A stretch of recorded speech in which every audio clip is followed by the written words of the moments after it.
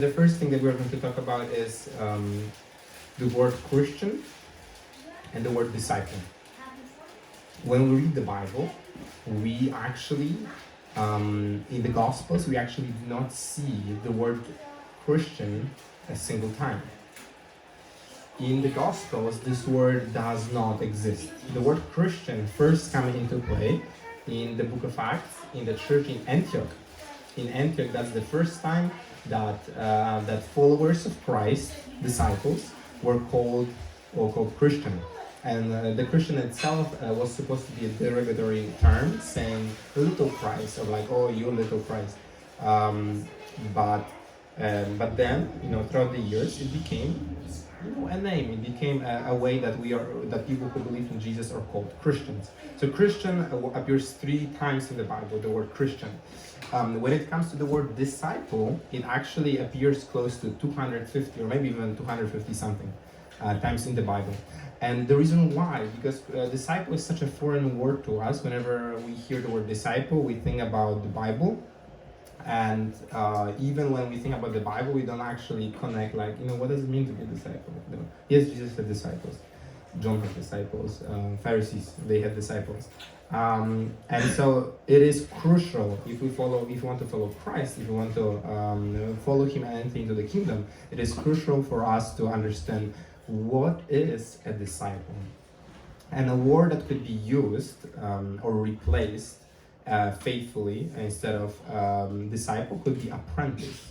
So who is an apprentice? Apprentice is a person that learns. Not like student. Student is not exactly a good word, because when we think about a student, we associate it with the education system. We are associating it with college. Let's take an example of baking bread. Let's say, I want to bake bread. How is this process going to look like for me? Am I going to go to a culinary school for 4.5 years, and they are going to give me a book, a big book, and the book's name is all of the world's pastries 100 or something like this, like all of the recipes, all of the ways of doing it. They give me a book, and for 4 years I study that book, I pass all of my exams, I do all of my homework, and now I have the bachelor in bakery. Usually it doesn't work this way. Usually it works actually very, very different. It works from the place of passion, from the place of interest, from the place of discipleship. And what I mean by this is this. When you come to the bakery and you say, I want to work here, I want to bake bread, and they ask you, do you have any experience? It's like, no, I don't have any experience. Okay, the master baker is going to look at you and is going to say, okay, I'm going to make baker out of Joseph. Right now when I'm starting with him, he doesn't know how to bake bread, but when I'm finished, he will know how to make wedding cakes. The most beautiful, the most expensive wedding cakes, he will know it. Why? Because the master baker has confidence in his leadership, and confidence in what he knows. And he's going to take that everything and just impart it into Joseph. And Joseph will become a baker. He will become like his master. And so Joseph enters the apprenticeship. He becomes a student or apprentice baker, and he is going to spend time in the kitchen. He's going to get his hands dirty. He's going to be dirty with flour, with dough, with water, all kinds of things. If he's going to do some sweet things, he's going to be dirty with sugar, with chocolate. So Joseph is going to get his hands dirty. Is Joseph going to make the best cakes on his first day? Probably not. He'll try to do some things. The master baker will appoint him certain things to do.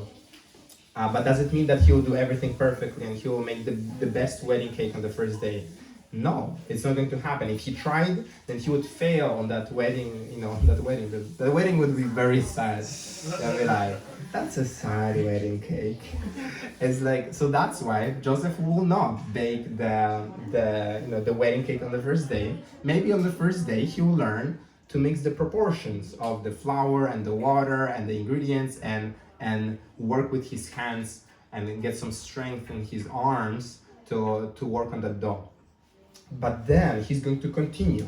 He won't stop there. He's going to continue. And in 3.5 years, Joseph will become like his master, and he will make beautiful wedding cakes.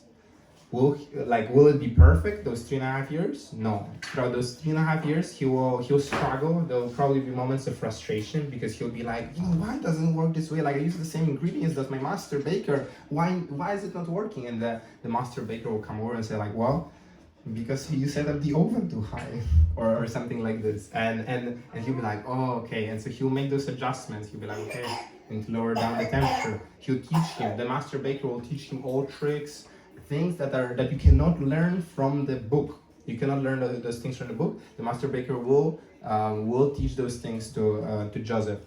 And so Joseph will become a baker, and he'll bake beautiful wedding cakes. So why am I talking about baking? Why am I talking about this master baker and apprentice and all of these things? Because this is something that we should really understand. We should truly put it to our heart that following Jesus does not work like going to college. That you'll go to college and in 4 years you'll receive, you'll receive your bachelor in being a disciple. That will not work this way. How will it work? It will work as I described. That you'll be accepted into the apprenticeship of Jesus Christ.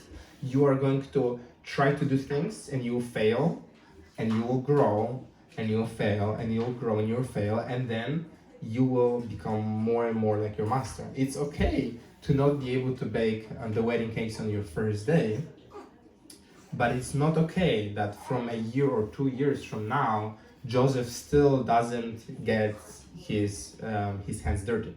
That wouldn't be okay. That would be wrong. That would be something like, what's wrong with this place? What's wrong with this baker? Like, what is Joseph doing here? Is he just washing dishes and doing nothing more? That would be wrong, because what kind of apprenticeship that would be? And so now we're going to think about church. We're going to think about following Jesus and how do we follow Jesus.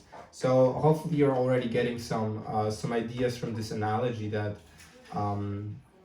going to church and sitting every Sunday and having somebody bake for you while you're just watching, and you're actually never putting your hands to practice, you're never getting your hands dirty, you're never having an opportunity to fail, that's not exactly the way that we can grow, and that it doesn't allow us to grow. It doesn't give us an opportunity to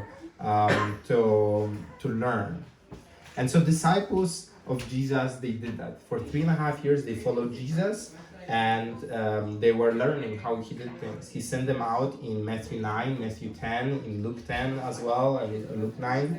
He sent them out on Luke 10 trips, and he told them the instructions. Again, the instructions, go do this. They did it. They came back. They were joyful. They said, whoa, it worked. And then he told them that they were rejoicing, that even the demons obeyed them in his name. And he told them, well, don't rejoice in this. Rejoice that your names are written in the book of heaven, in the book of life in heaven. So he was correcting them. He was guiding them, and they were growing. And then eventually, it was the time. He said, okay, I finished everything that I had to finish. Guys, you are trained. You're ready to do it. I need to go. I'm going to send the Holy Spirit. He'll be your helper, right? So he's going to help you to lower down the oven, or maybe put the temperature a bit higher, or pull it out earlier or a bit later, the thing from the oven. And so he goes because his disciples are trained. They're ready. And this Holy Spirit comes, and then it continues. Then we have disciples making disciples and making disciples and making disciples. That's the heart of being a disciple. Obviously, you can make some other analogies to that. You can look at other professions that you learn hands-on, where learning a book will just not give you that practice. It won't give you that actually real experience that you need.